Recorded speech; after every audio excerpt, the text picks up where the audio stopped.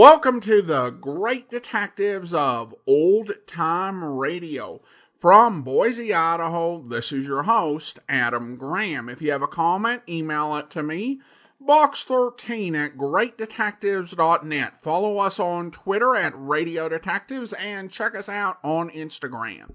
Instagram.com/Great Detectives. Today's program is brought to you in part by the financial support of our listeners. And I want to thank Cheryl, who sent along a donation via mail to Adam Graham, P.O. Box 15913, P.O. Box 15913, Boise, Idaho 83715.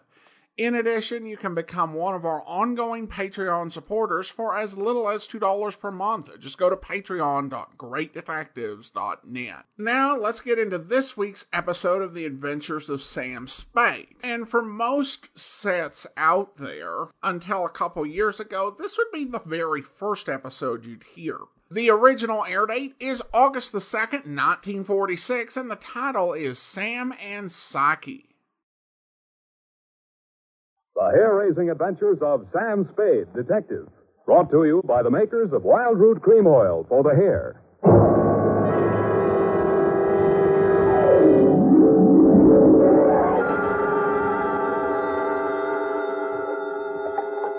Sam Spade, Detective Agency. It's me, Effie. Oh, Sam, I've been worried about you.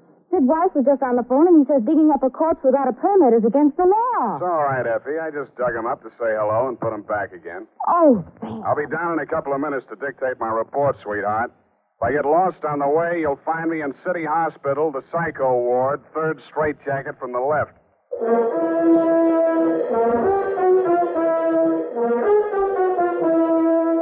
Dashiell Hammett, America's leading detective fiction writer and creator of Sam Spade, the hard-boiled private eye, and William Spear, radio's outstanding producer-director of mystery and crime drama, join their talents to make your hair stand on end with The Adventures of Sam Spade. Presented each week by Wild Root Cream Oil, the non-alcoholic hair tonic that will put your hair back in place again, grooming it neatly, naturally, the way you want it. Fellows, if a girl can spend half an hour under a hot dryer in a beauty parlor to look her best for you, certainly you can spend half a minute sprucing up with Wild Root Cream Oil hair tonic to look your best for her. Now, that's all it takes, and Wild Root Cream Oil grooms your hair neatly and naturally, the way girls like to see it. Besides, it relieves dryness and removes loose dandruff. There's not a drop of alcohol in Wild Root Cream Oil. It contains lanolin. So get the big economy-size bottle at your drug or toilet goods counter. And now, Wild Root brings to the air the greatest private detective of them all in The Adventures of Sam Spade.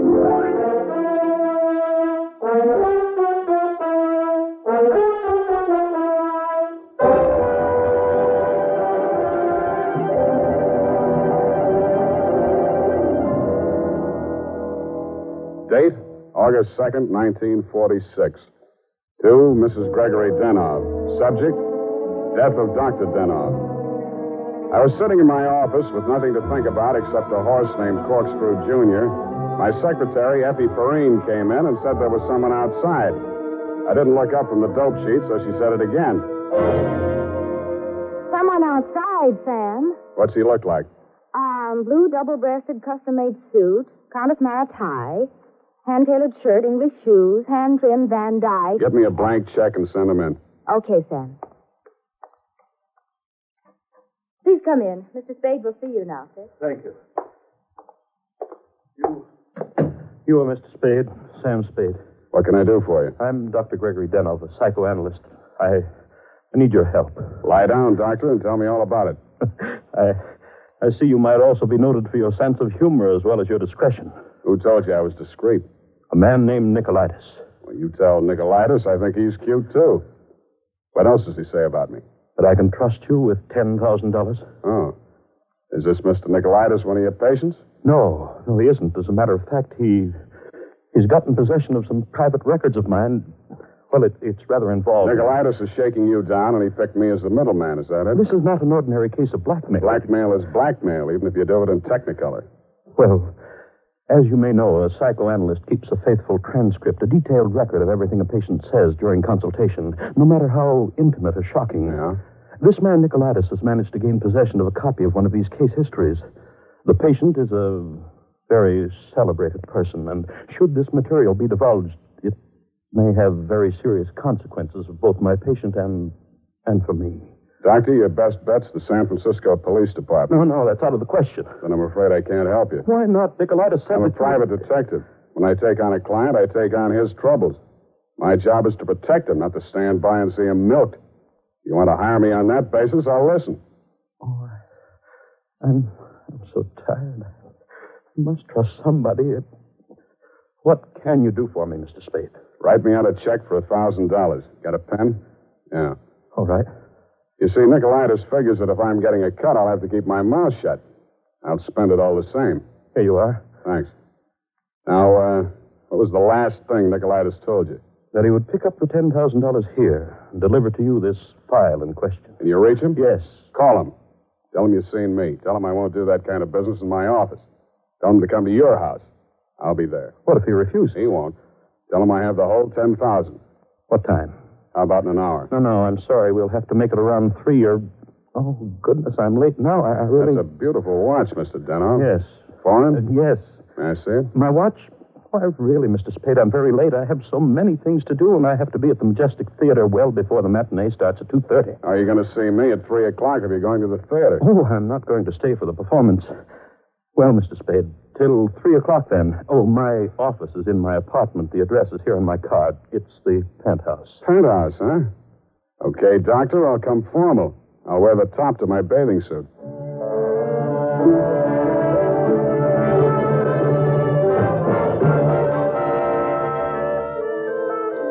I left my office around 2:30 and started walking up Nob Hill. The Versailles Apartments, where Denov's place was, took up the whole 300th block, so I didn't have any trouble finding it. I stopped across the street for a minute to get my breath after the uphill climb, mopped my face, and started across. Just as I got to the middle of the street...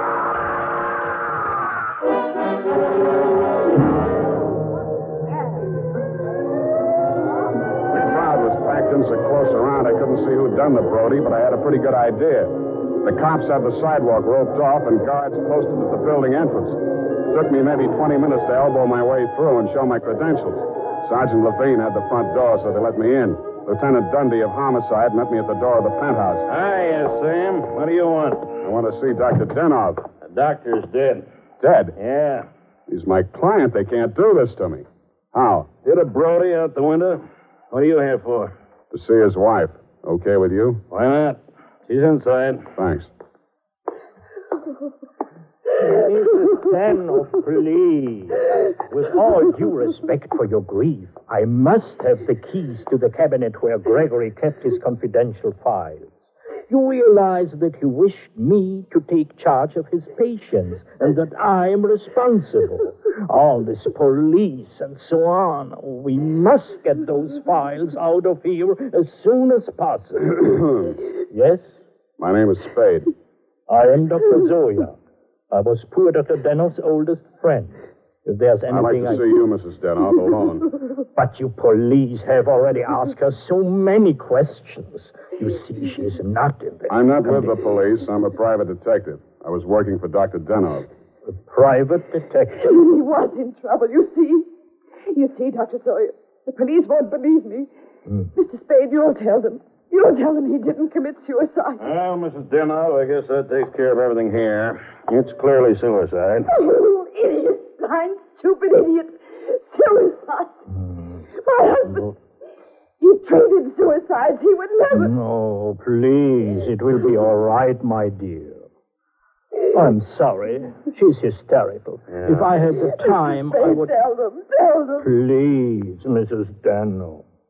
The undertaker has been arranged for burial at 7 o'clock, Beit Israel Cemetery.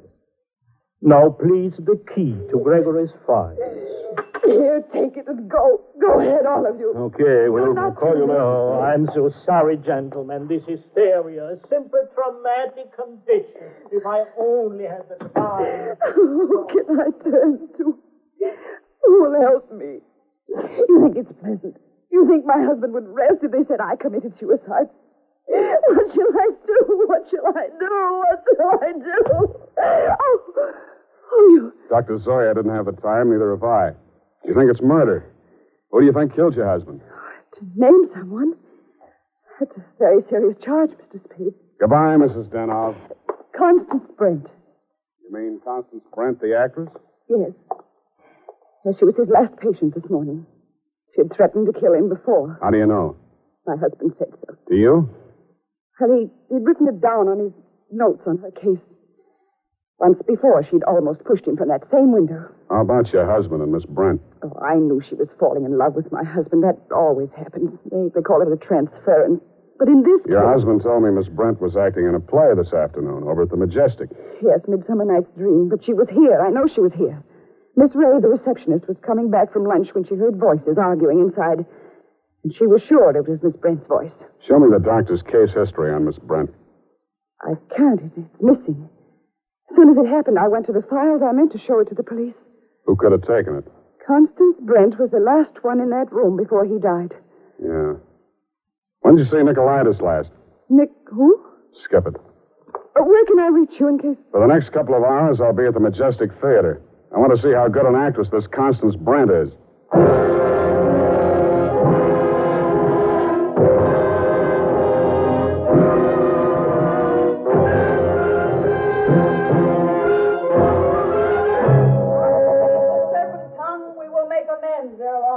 Else the pot's a liar call. So good night unto you all. Give me your hands if we be friends, and Robin shall restore amends. Yes? This Constance Brent's dressing room? What do you want? I want to talk to Miss Brent. Well, you can talk to me. I'm her husband. So you're Mr. Brent. I'm Jonathan Wallace. She's Mrs. Wallace. Now, what do you want with my wife? I've come to tell her that Dr. Denov is dead. Are you sure? You try falling from a 12th floor window sometime. Well, that's the best news I've heard this year. But I'm afraid it will be a shock for Constance. Maybe, maybe not. She was the last person to see him alive, as far as anybody can make out. Are you from the police? No, I'm from the insurance company. Claims investigator. What do you want to see Constance for? The policy wasn't made out to her, was it? No, made out to his widow. But she can't collect. Police say it was suicide. Oh, that settles it. This is the last time I play Titania. Stand around while Putz talks his head off. Who is this person? Darling, I'm afraid this is going to be a shock. This man is from an insurance company. Dr. Denov is dead. Oh, what a pity. What happened? The police say he jumped. His wife says he was pushed. She also says that you, Miss Brent, might have been the pusher. Oh, now really, it's too absurd. How like a wife. What time did your play start this afternoon, Miss Brent? Matinee at 2:30, always. Always. And the late lamented Dr. Denov jumped at 3 o'clock. I didn't say he did. Doesn't this news, shock you? But of course.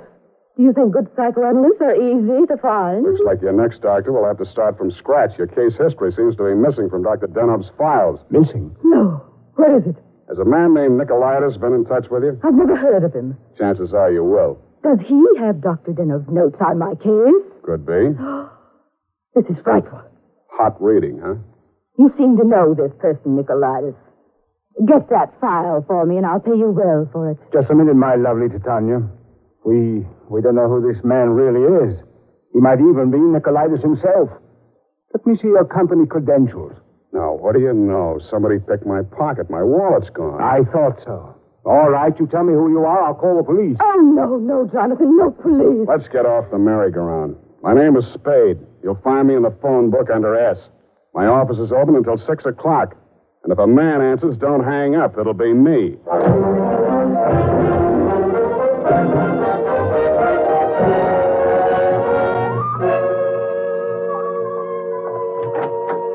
Hello, Effie. You found a Nicolaitis yet? Not one. I even tried spelling it backwards. Nobody ever heard of a man named Nicolaitis. Beginning to think there ain't no such person. Pardon me, do I hear my name mentioned? I'm Nicolaitis. Sam, I still think you're right.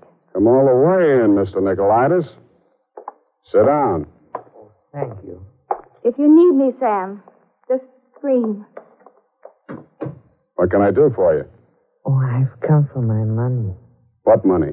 Oh, the $10,000. You remember the $10,000? Refresh my memory. Oh, Dr. Denov, the gentleman who visited you this morning? Oh, that $10,000. Oh, you see, you remember now. Yeah, it all comes back to me now. You were supposed to deliver something for the money. Since Dr. Denov is dead, that is no longer important. You will give me the money, please, and I will not disturb your afternoon any further. Suppose I refuse? Oh, that would grieve me. In my grief, there is no telling what I might do. Dr. Denov's dead. There's nothing more you can do to hurt him. Oh, never would I attempt to hurt poor Dr. Denov, but in my sorrow, it would be so great if I should be forced to hurt the woman he lost. After all, as Titania says, these are the forgeries of jealousy. Titania, huh? Ah, yes. Midsummer Night's Dream. Act 1, Scene 18. I'm a little rusty on my Shakespeare. Oh, you are indeed, Mr. Spade. Titania doesn't appear until well into Act 2. She doesn't, huh? Yeah, that's right. Yeah. I guess she isn't on for 40 minutes or so. Yes, indeed, Mr. Spade, but I didn't come here to discuss drama. What else have you got to discuss? When Dr. Denov died, your market died with him. That is a very unprogressive view, Mr. Spade. There's always a gentleman named Jonathan Wallace. Why, you fiend. You don't mean you'd sell to both of us? Mr. Spade, how can you have such a low opinion of me? I will prove my integrity. I will give you the material. You give me the money. Hand it over. In the Levant, Mr. Spade, we have a saying. He who goes too close to the bear soon loses his beard. I have left my beard at home. Okay, I'll meet you anywhere you say, anytime you say. Excellent. At 7 in your apartment? Won't that be walking into the bear's cave? In the Levant, Mr. Spade, we have a saying. Private dicks do not kill people in their own apartments.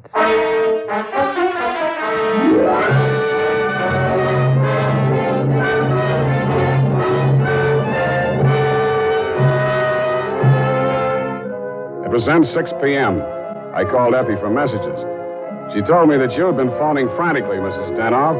I still had maybe 30 minutes before Nicolaitis was due at my apartment, so I breezed on up to your place on the hill. We had a very interesting chat. Remember, Mrs. Denov? Looking back on it, that was probably the most interesting conversation we had. Funny, I can't remember much of anything you said, but it was so cozy there in your place. And what with your clock being about 20 minutes slow, it must have been something like 7:30 before I left you. I grabbed a cab and told the hacky to step on it. I hoped Nicolaitis was still waiting at my apartment. He was.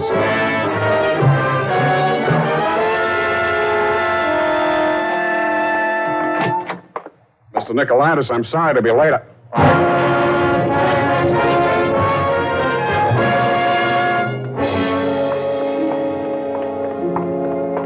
He was lying on my bathroom floor.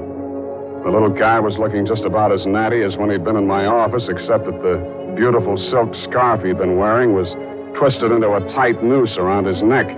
Mr. Nicolaitis was a very dead blackmailer.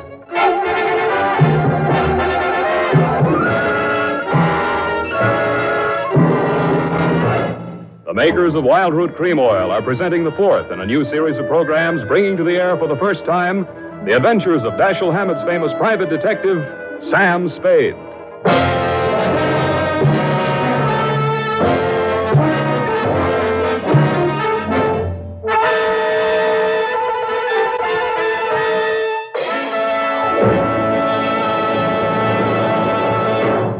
Men, at the racetrack, the man who has something better than a mere hunch is said to have it straight from the horse. Of course, that's a humorous expression, but it shows how to get facts, go straight to the real source of information. And that's why we went straight to hundreds of men in metropolitan New York to find out what men really want in a hair tonic. And their answers show that Wild Root Cream Oil has all 5 advantages chosen by this impartial consumer jury of men. 1, Wild Root Cream Oil grooms your hair neatly and naturally, never leaves it sticky or greasy. 2, Wild Root Cream Oil relieves annoying dryness. 3, it removes loose dandruff. 4, it's non-alcoholic. And 5, it contains soothing lanolin. Remember, No other leading hair tonic gives you all 5 of these important advantages. Is it any wonder that 4 out of 5 users in a nationwide test preferred Wild Root Cream Oil to all other hair tonics they'd tried? So next time you visit your barber, ask for Wild Root Cream Oil and get the big economy-size bottle of Wild Root Cream Oil at your drug or toilet goods counter. And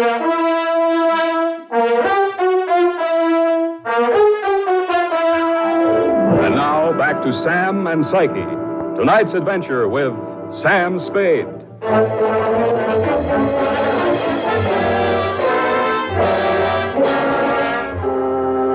His eyes were open, and he seemed to be looking right at me as I bent over him.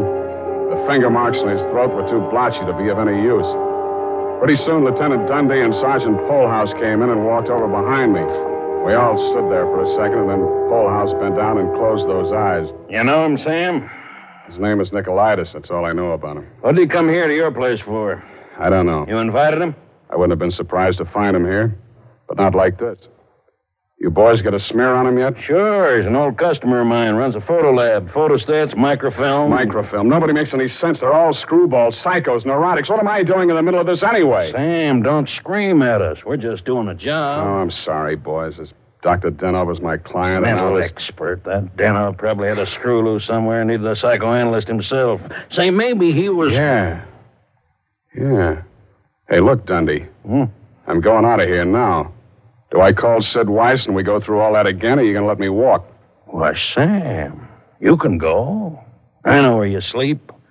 I'll wake you when I'm ready for you.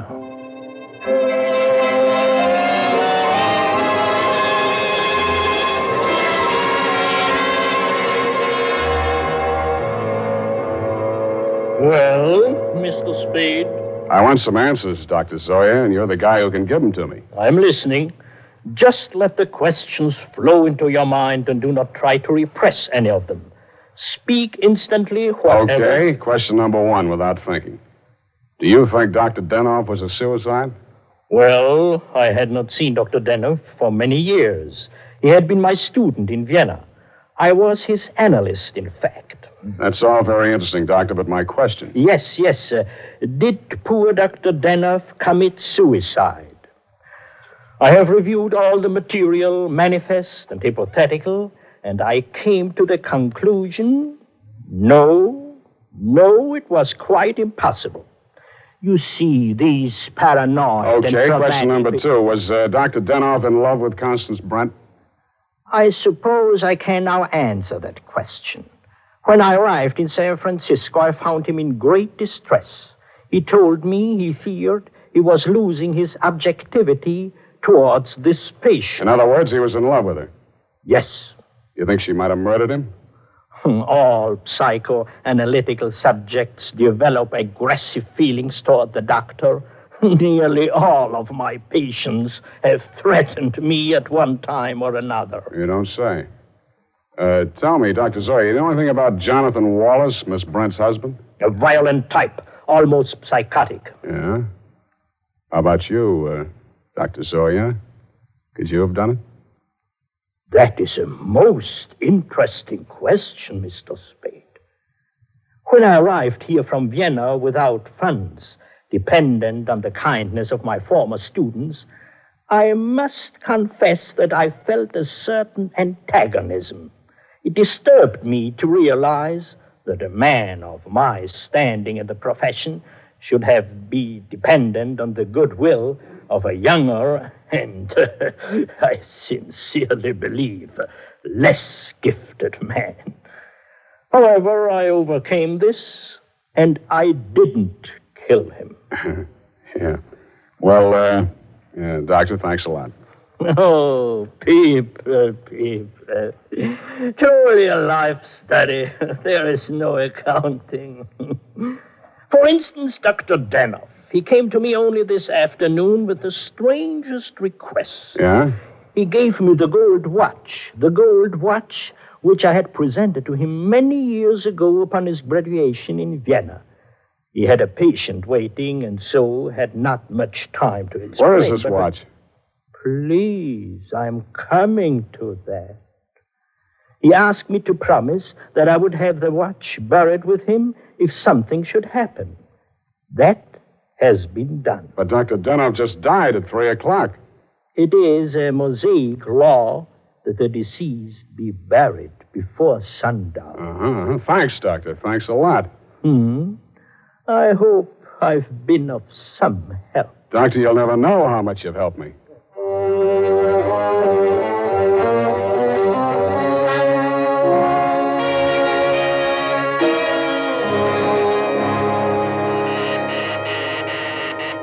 Who is it? Spade. Oh, what's I happened? think I got the answers, Mrs. Denov. That file on Constance Brent. Your husband knew that you'd been going through it. Mr. Spade. Shut up and listen to me. He took it out of the files, had it microfilmed for his own private records, and destroyed the original. Really? The man who did the microfilming was Nicolaitis. He delivered one print to your husband and kept another for himself.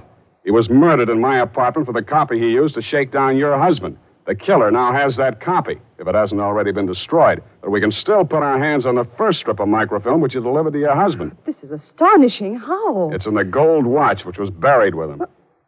Oh, the watch that Dr. Zoya... That's right.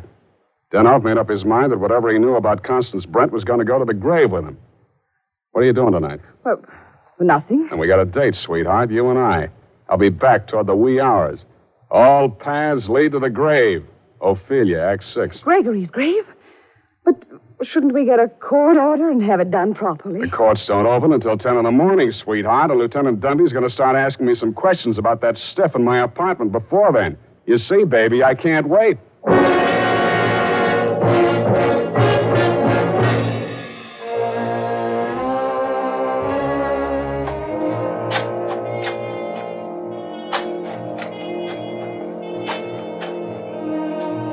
Mr. Spade, we shouldn't be doing this. If I'm wrong this time, it won't be wasted effort. I'll crawl into the grave myself and pull it in after.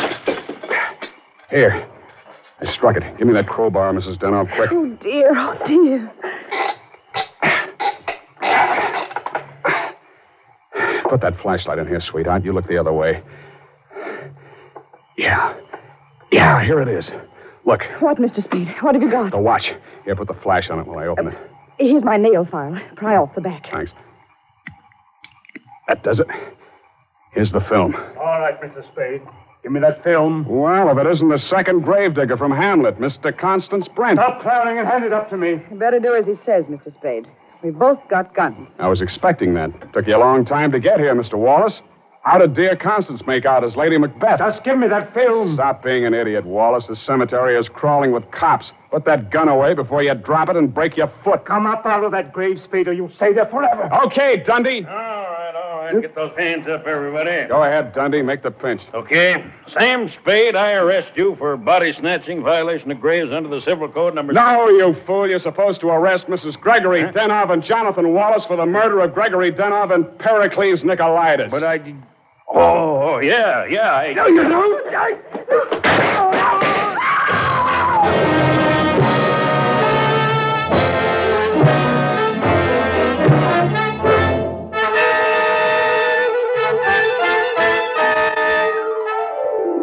It was smart of you, Mrs. Denov, to make me late for my appointment with Nicolaitis. You did that so that Wallace could nail him in my apartment for the microfilm. You thought you could use that film to pin Denov's murder on Constance Brent. But after your late husband caught you tampering with his files, he added a few well-chosen words to it so that the film put the finger on you and your boyfriend, Mr. Wallace, in case anything happened to the doctor.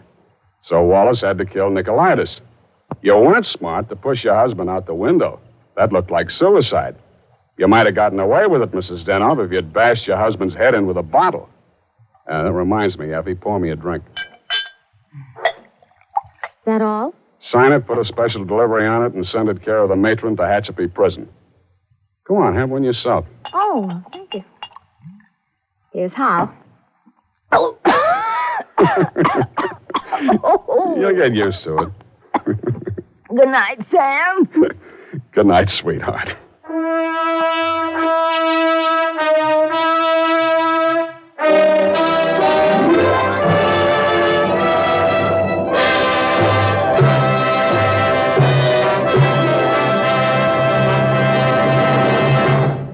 Wild Root Cream Oil presents The Adventures of Sam Spade, Dashiell Hammett's famous private detective, produced and directed by William Spear. Men, on these warm August days, the sun beats down on your hair, may leave it looking dry and brittle. That's why, now especially, you need Wild Root Cream Oil. This grand non-alcoholic hair tonic has just what it takes for summer grooming. It contains lanolin, the soothing oil that's so much like the oil of your skin. Wild Root Cream Oil keeps your hair neatly in place, gives it the handsome, successful look that helps you get ahead on the job. And Wild Root Cream Oil removes loose, ugly dandruff and actually relieves annoying dryness. So tonight, take the famous FN test. Check your scalp. Signs of dryness or loose dandruff tell you need Wild Root Cream Oil right away. Sam Spade is played by Howard Duff. Fred Essler was Dr. Zoya. Lorene Tuttle is Effie. Don't forget, next Friday, the three masters of the art of hair-raising, Dashiell Hammett, William Spear, and Wild Root Cream Oil, join forces to bring you another hair-raising adventure with Sam Spade. Smart girls use Wild Root Cream Oil, too, for quick, good grooming and to relieve dryness between permanents. Mothers say it's grand for training children's hair. Dick Joy speaking. This is ABC, the American Broadcasting Company.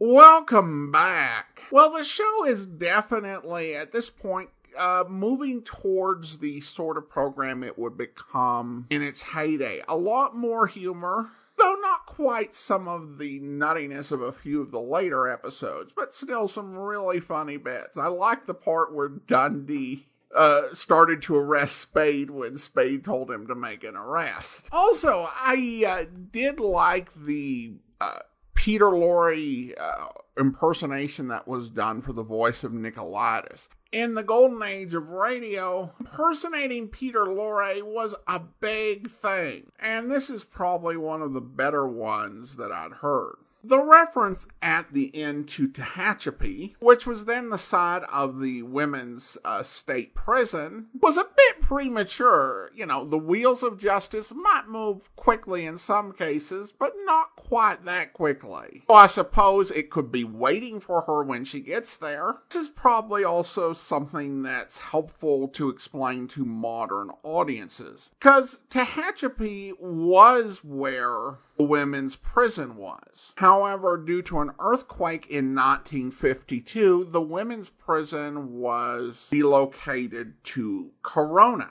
And then in 1954, a men's prison was opened as CCI, California Correctional Institution. So if you're a woman in California, you will not be sent to Tehachapi in the 21st century, but plenty of references to it in Golden Age entertainment. Now we turn to listener comments and feedback, and we have a couple of new reviews in the Apple Podcast Store. We start with this one from Caleb, who writes, "This podcast is a must-listen for anyone who is a fan of the Golden Age of radio. Not only is it great to hear some well-known and popular series and characters such as Johnny Dollar and Dragnet, but I've also been exposed to numerous shows I'd never heard of before. Adam is a wealth of knowledge about old-time radio, and his commentary is equal parts insightful, humorous, and informative. Cannot recommend the podcast enough. Please keep up the great work." And that's from Caleb in the Apple Podcast Store in the United States. Well, I appreciate the review, Caleb. And then we did also get a review in the Apple Podcast Store for our Sherlock Holmes feed, who writes, "I think my vote for the best Sherlock is Basil Rathbone. However, I got a little tired of the fireside chats with Watson prior to the program beginning. Maybe I didn't notice, or perhaps Tom Conway in the next Sherlock seemed to be uptight all the time, constantly shushing Watson, telling him to be quiet. I swear, if I was Watson, I would have thrown Sherlock down the stairs.